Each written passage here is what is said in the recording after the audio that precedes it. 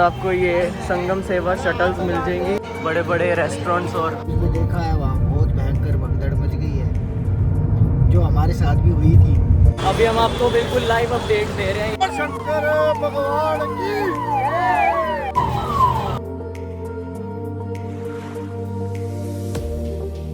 त्रिवेणी संगम में स्नान सफल हुआ। मेले में जाने का इंतजाम हो रहा है गाइस। प्रोटीन शेक बनाया जा रहा है, बैग्स पैक किए जा रहे हैं और हमारा बैग भी पैक हो चुका है।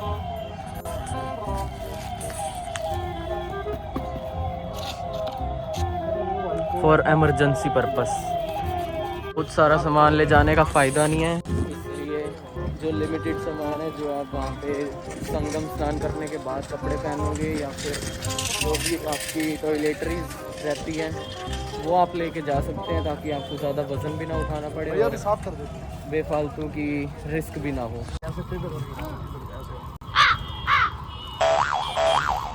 में गाड़ी लगाने के बाद आपको ये संगम सेवा शटल्स मिल जाएंगी, इनमें बैठकर आप जाएंगे संगम तक। इस तरह से शटल सेवा आपको समझ आ जाएगी।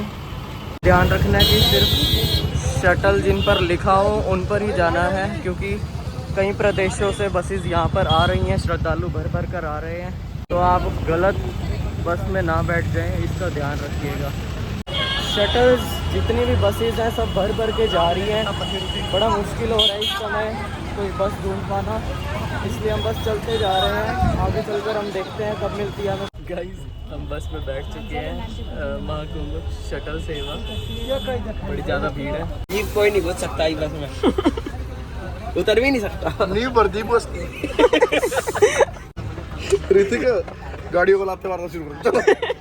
तो रिक्शे वाला सीन करते हैं यहाँ पे। चलता क्यों अमन कंडक्टर लग जाएगा बस में भाई। नहीं जाएगी भैया, 5 किलोमीटर जाएगी अभी आगे। बसेस लेने का कोई हाल नहीं है भाई, शटल सेवा के चक्कर में मत पड़ो। 10-10 मिनट बाद 1-1 मीटर बस आगे जा रही है। इतना ट्रैफिक और पता नहीं क्या क्या, इतना ट्रैफिक होने के कारण हमें तो इतना खास सिस्टम लगा नहीं बस का। इससे अच्छा तुम पैदल ही चलो। इतनी देर में तुम 1 घंटे में बस में बैठ के जहाँ पे पहुँचोगे उतनी देर में तुम 10 मिनट में पैदल पहुँचोगे। अभी हम आपको बिल्कुल लाइव अपडेट दे रहे हैं यहाँ पे महाकुंभ से प्रयागराज। जो भी श्रद्धालु जन आ रहे हैं यहाँ पे वो ज़रा देख कर आइए कैसा सिस्टम आपको ठीक लगता है। हमें इस टाइम कोई आइडिया नहीं है ये ट्रैफिक कब खुलेगा। हमने अपनी कार फाफा मुआ नाम की एक जगह पर पार्क की थी और उसके आगे मेला परिसर के चौक तक का सफर 10 से 12 किलोमीटर था, इसलिए हमने वहां लोकल बाइक राइडर्स से लिफ्ट ली। शंकर भगवान की इस साल का कुंभ खास है क्योंकि ये आया है 144 साल बाद, जो कि कहलाया जाता है महाकुंभ। कहते हैं कि जब भगवान श्री कृष्ण अपना शरीर छोड़कर वापस गोलोक जा रहे थे, तब गंगा नदी ने उनसे विनती की थी कि मैं भी आपके साथ वापस जाना चाहती, क्योंकि कलयुग में लोगों का पाप इस हद तक बढ़ जाएगा कि मैं भी उनका पाप सहन नहीं कर पाऊंगी। तब भगवान श्री कृष्ण ने उनसे कहा था कि आप बिल्कुल भी चिंता ना करें, क्योंकि कलयुग में भी मेरे ऐसे पवित्र भक्त रहने वाले हैं, उनमें इतनी तेज और क्षमता होगी कि वो आप में स्नान कर कर आपको ही पवित्र कर देंगे। इसीलिए गंगा माता में स्नान करते समय उनसे ये मांगने की बजाय कि आप मेरे सारे पाप खत्म कर दे, बल्कि उनसे ये मांगिए कि आप मुझे पाप ना करने की क्षमता प्रदान करें।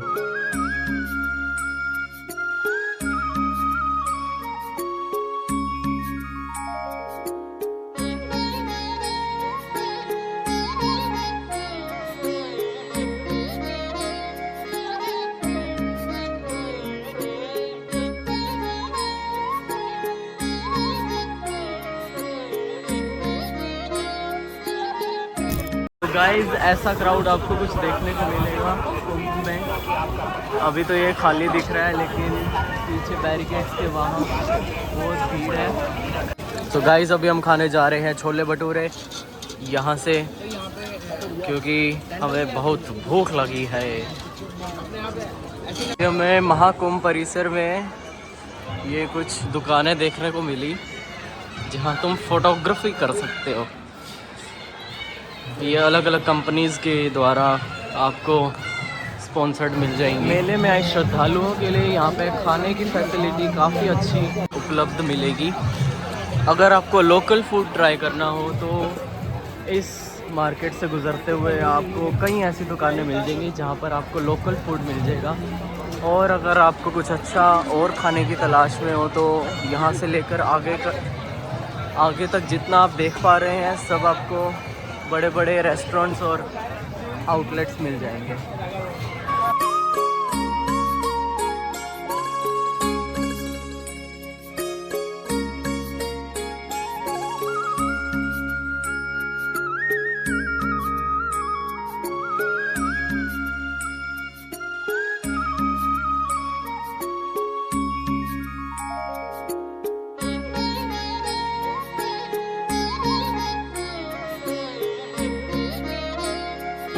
तो हमें इस समय कुंभ के मेले के परिसर में, और हम सोच रहे हैं सबसे पहले हम अपने दर्शन कर लें जो कि है बड़ा हनुमान जी का मंदिर, और उसके बाद हम देखेंगे नाग वासुकी। अभी फ़िलहाल देखते हैं कैसा सिस्टम रहता है, क्योंकि भीड़ तो काफ़ी है। अब भीड़ पे ही डिपेंड करता है कि कैसे हम आगे जाने वाले हैं। ये है यहाँ का त्रिवेणी बाज़ार, जहाँ पे आपको कई तरह की वस्तुएं मिल जाएंगी। आप महाकुंभ की निशानी के तौर पर लेकर जा सकते हैं। मेला परिसर फैला हुआ है, जो ढेर सारी दुकानें, बाज़ार, खाने पीने की चीज़ें, मतलब बहुत कुछ है यहाँ पे ट्राई करने के लिए। आउटलेट है खाने के ब्रांड A to Z जो हमने मतलब नॉर्थ की साइड में देखते भी नहीं होंगे। साउथ इंडिया के ज़्यादा यहाँ पे हमको देखने को मिल रहे हैं, क्योंकि हम नॉर्थ से हैं इसलिए हमें इन ब्रांड्स के बारे में ज़्यादा नहीं पता, जो कि हमें यहाँ पर देखने को मिल रहे हैं। खाना पीना बहुत बढ़िया, बहुत ही बढ़िया है, और ये क्राउड मैनेजमेंट अंदर की सही है, बहुत बढ़िया है, और बाहर थोड़ी दिक्कत है। और ये आउटलेट्स मेन है भी साउथ इंडियन की लोकल क्विजीन्स और लोकल फूड को डिस्क्राइब करते हैं।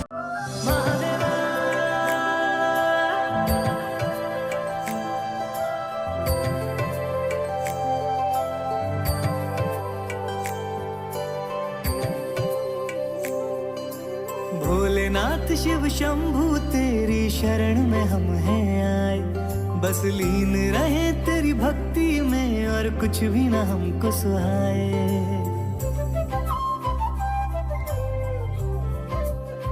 ओ भोलेनाथ शिव शंभू तेरी शरण में हम हैं आए, बस लीन रहे तेरी भक्ति में और कुछ भी ना हमको सुहाए। देवों के देव मेरे महादेव हम तेरा ही ध्यान लगाए, इस रोम रोम और कण कण में प्रभु तुम हो समाए, तुम हो समाए। शिव की रात है घर घर में महादेव है सब न सजाए, बड़े बोल्ड और सण से का महादेव को भोग लगाए। शिव की रात है घर घर में महादेव है सब। बाबा का बड़ी मोर करिश्मा। पहले हम जा रहे थे, मैं और करण निकल गए बैरिकेड से इन तीनों के लिए भैया और के लिए। फिर मैंने कहा वापस आ जाओ, नहीं जाएंगे सारे। फिर 2 मिनट बाद पुलिस वाले ने बुलाया, जाओ आप आते चले जाओ और किसी को नहीं आने देंगे। दोबारा बैरिकेड बंद, और हम आए हैं इस खाली रास्ते में नाग वासुकी के दर्शन करने के लिए। भीड़ को मद्देनजर रखते हुए हमने अखाड़ों में ना जाना जरूरी समझा और सीधा चल पड़े त्रिवेणी घाट की ओर संगम स्नान करने।